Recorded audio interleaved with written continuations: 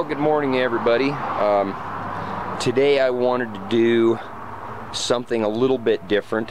I've done a pontoon review and I've done fishing videos and I've done a lot of those things. But what I'd like to do this morning is a buyer's guide. A guide to basically what you should look for when buying not only a new pontoon but a used one as well. And so I just got done working on my boat and I have it out, and so I thought, well, it'd be a good time to get this done. So I would like to start off by showing my boat. It's a Sportsman's 9, and this particular boat is a 9-foot long. And back in the day when this one was well, they're still made, but when they were first started, that was really nothing more than a rebranded Fish Cat 9. The Fish Cat 9 has went on to change a little bit in shape, and the frame has changed just a little bit, but it's the big difference in the new Fish Cat 9s are the shape of the pontoons. And these pontoons right here, they've got good rockers for light duty whitewater use, and that's what you want to look for. And like in my pontoon review, I covered all of that. And so really today what we're looking for is, what do I want to look at for buying a pontoon? Well, this pontoon has got PVC covered nylon for outside covers, and these PVC covers, they are real tough. This top layer right here, this green,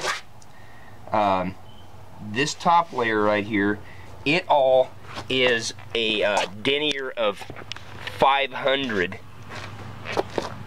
This has got a denier of 500 right here. It's the thickness of the pontoon material. Now this bottom material has got a denier of 800, and they made it just a little bit thicker on the bottom so it would be a little more resilient when you drug it. Just about no matter what you do with these boats, they are so big that you're going to end up having to drag them just a little bit. And so it's a little bit thicker down here. What I'm going to do is I'm going to flip this up.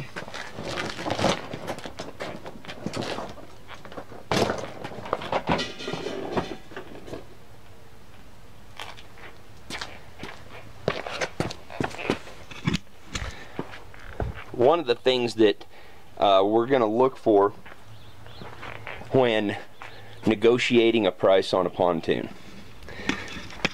if you see, you can see, I don't know if this is going to show up real well, there's some drag marks here, some scuffs,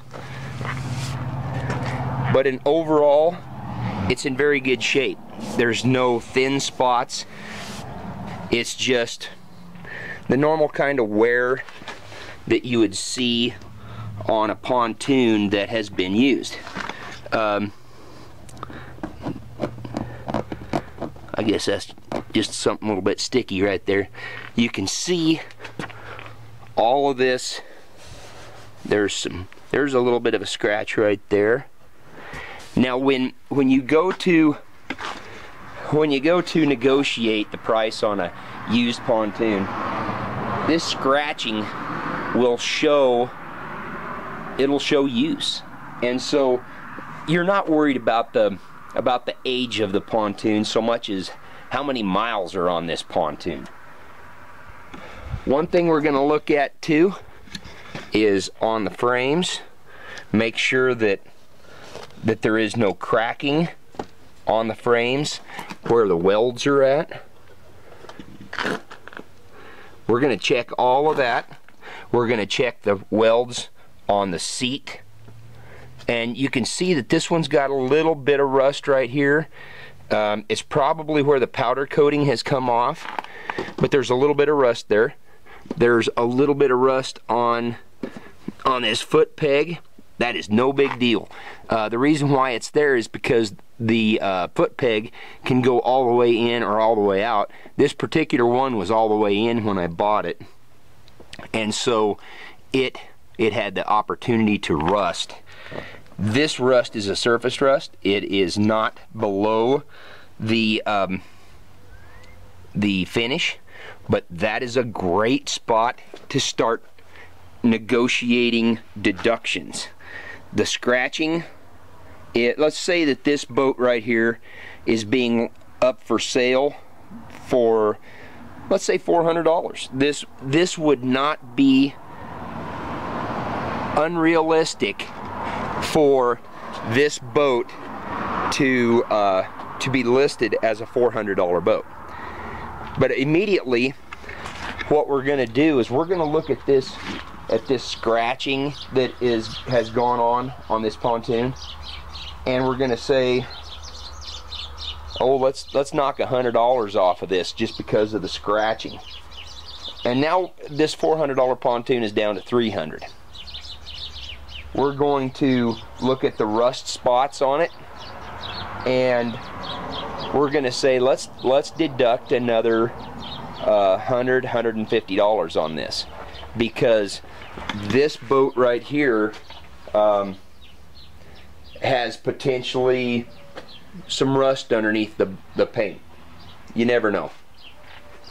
So what I'm going to do is I'm going to counter offer, after telling this guy that, well, you know, your pontoon is okay, but we've got a little bit of wear on it that may not be so good.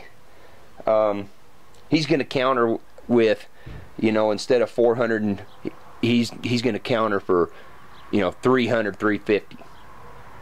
Okay, let's take a look at that for a second.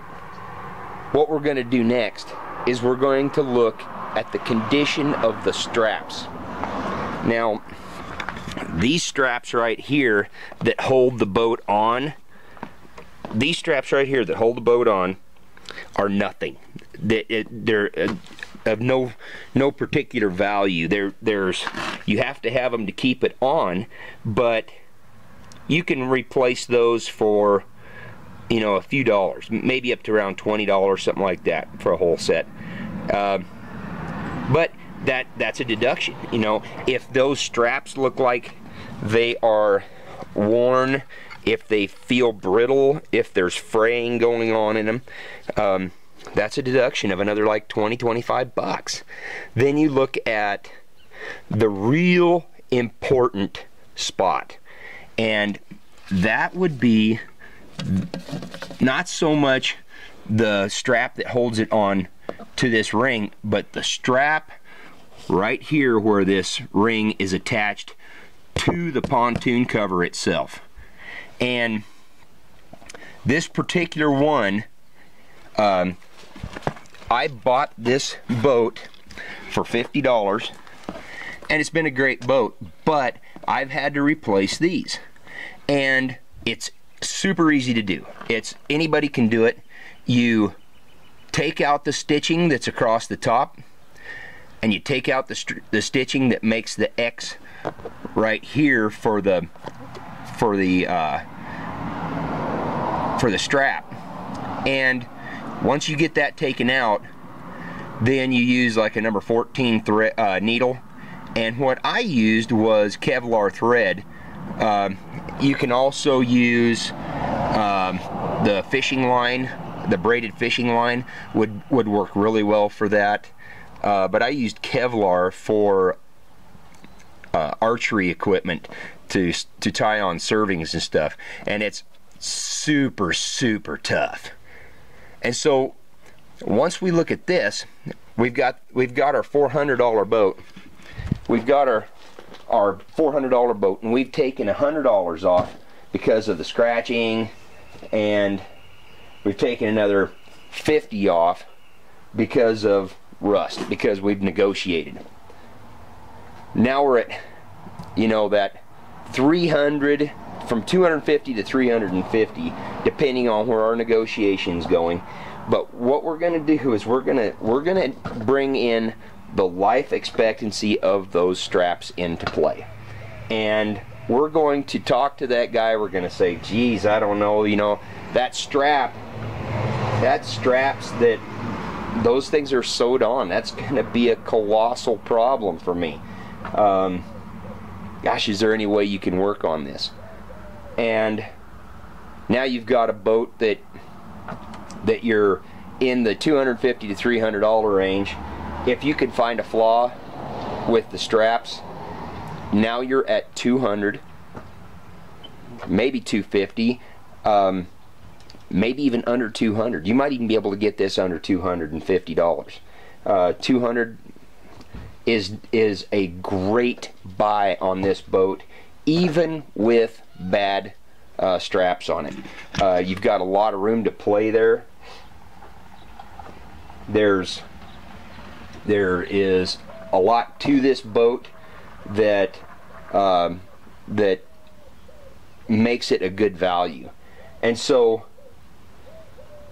when we look at the overall, we're going to look at scratching, we're going to look at rust, and we're going to look at straps.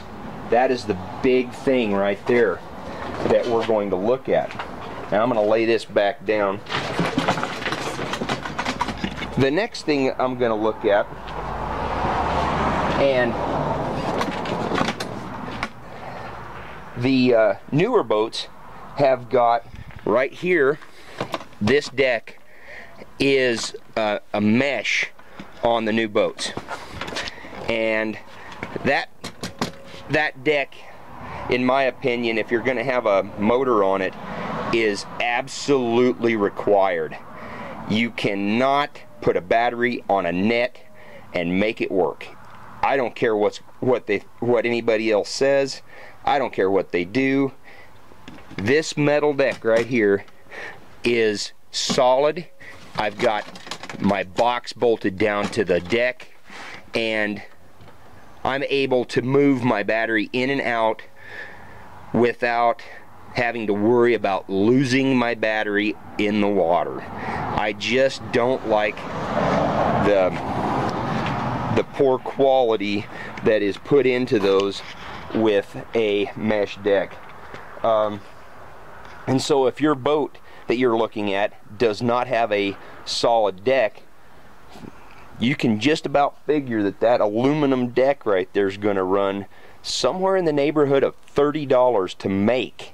By the time that you are done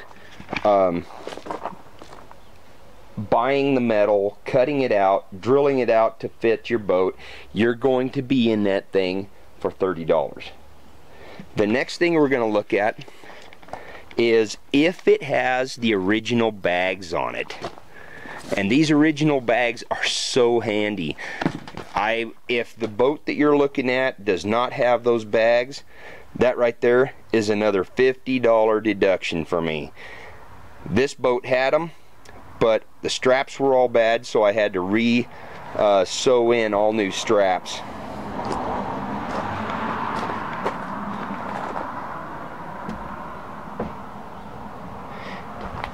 We're going to check out the oar locks, make sure that the oar locks are in good shape, that we don't have one that's bent. We're going to make sure that our foot pegs are indeed in good shape and not cracked or bent. The seat is another one. That padded seat right there is an expensive seat now. The price of them has went up huge. So having a good seat is another thing to look for. The ones that don't have padded seats are miserable. The ones with the mesh seat, there are several companies that put out pontoons that have the mesh seat, and the mesh seat gives you no support. Gives you no support on your rear end, and it gives you no support in your back. And one of the things that they really do is that mesh will start stretching once it gets wet. once it gets wet, that mesh here will start stretching, and then the edging is doubled up on it and it's thicker, and that edging will not stretch as much as the rest of it will, and what it does, it starts cutting into the back of your legs and in your back. It's just a miserable seat. So if you're looking at a pontoon that does not have a rigid plastic seat like this with good pad on it, that right there to me is a $50 deduction, straight up, no doubt about it. That is a $50 deduction. And so the next thing that I would look at is I would pump this boat up. I would pump it up and make sure that it has some kind of pressure in it, and I would check and make sure that the valve doesn't have any leaks. I'd put my ear up against it once it's good and tight, see if it's leaking. I would also, and I don't know if you can see this very good, but you can see some fraying going on the sewing right here. It's not a super big issue because you have so much of it there, but it is an issue. So it's one of those things that you got to look at and say to the owner of the boat you're wanting to buy, you know, we've got some problems with this boat. This boat isn't what you think it is, that you've only used it a couple times. This boat is maybe even really not suited for me. So, you know, the best thing that I can do is maybe $100, $150.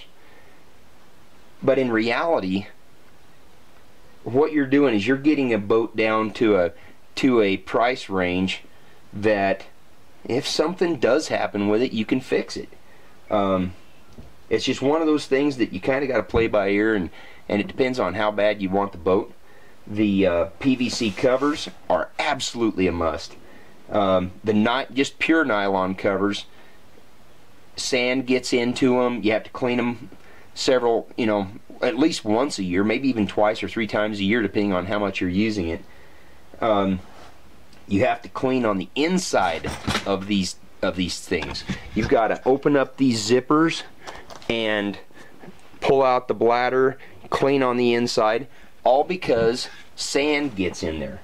Also, you can get stickers at the boat launch. You can set it down on a goat head or something like that, and it'll poke through. This one with the nylon, it isn't so much going to happen like that. Barbed wire, that's another issue that you could have a problem with. One of the things that I did is on this particular boat, I used a steel leader, and I hooked the steel leader to my valve cap so that I cannot lose those. That way I know that is not going to come off. Another thing to look for is the condition of your motor mount.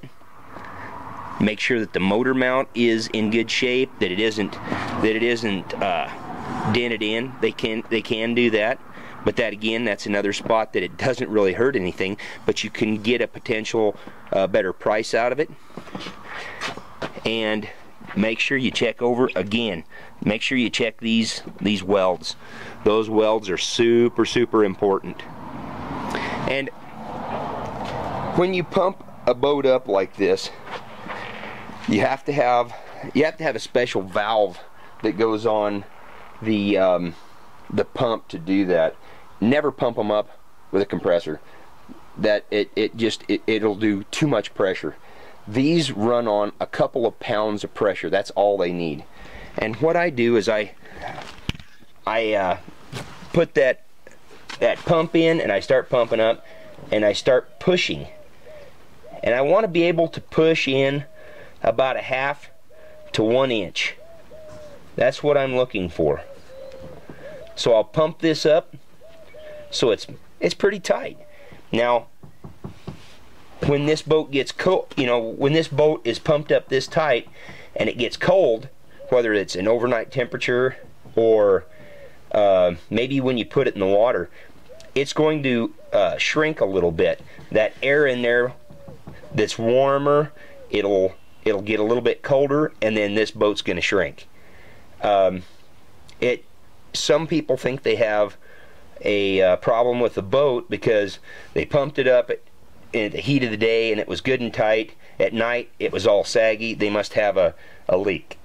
And a lot of guys, I have seen guys get rid of boats that they thought were leaking, and it was nothing more than atmospheric problems, whether it was atmospheric pressure, you're going from high elevation to low elevation and they sag, or if you are pumping them up at the heat of the day and it cools off.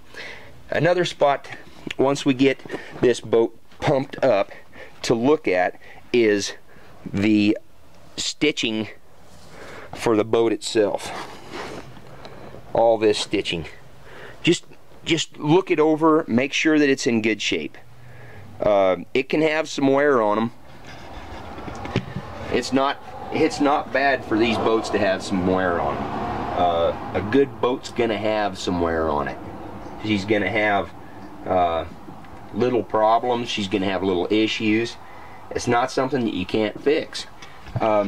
If you have a stitch that is cut, maybe it's even pulling out, what you can do is you can get some aqua seal, and it's a glue. If you've got a thread that's sticking up, you can just put that aqua seal on there and it'll hold that thread until the end of time. You don't have to restitch it, you don't have to resew the boat. All you have to do is put a little aqua seal on it. Same way with these threads on here. If you have one that gives you trouble, you can just put a little aqua seal on it. Make sure that you can still open up your zippers, because you will have to do that.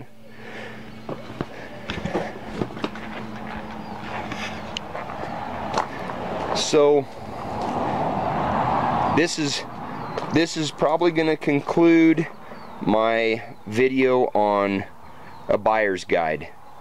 I don't want to get out my other boats to go over them. I went over all those boats before in the pontoon review. This buyer's guide was shot just because there seems to be a fair amount of people that are looking for boats right now. It's springtime. Everybody wants to get on the water. And so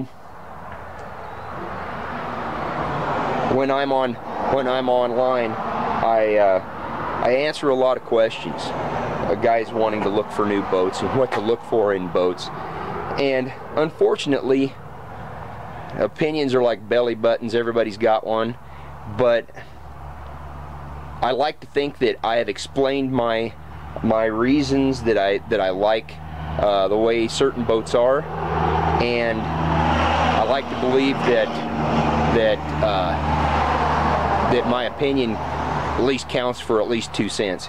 I hope you enjoyed it. I hope you find it useful when you're looking at a different boat, or if you're planning on buying your first one. The buyer's guide will be something I hope that a lot of people go to use for some kind of help when they're looking for a new boat. So good luck on finding your new boat, and I hope to see you on the water, and I'll see you next time.